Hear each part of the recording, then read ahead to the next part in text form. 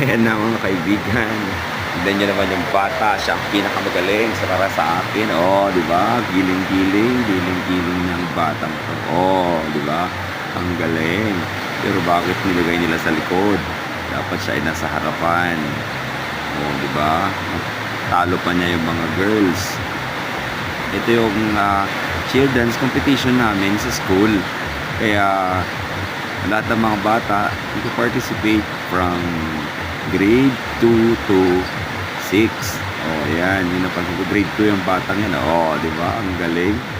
Ang galing niya kumembot. Daig pa niya yung mga babae dyan sa likod yan sa harapan niya. Alam mo yung mga bata kasi nga may pagka-ewan.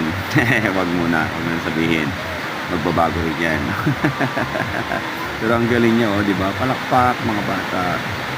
Ayan. Salamat sa panonood.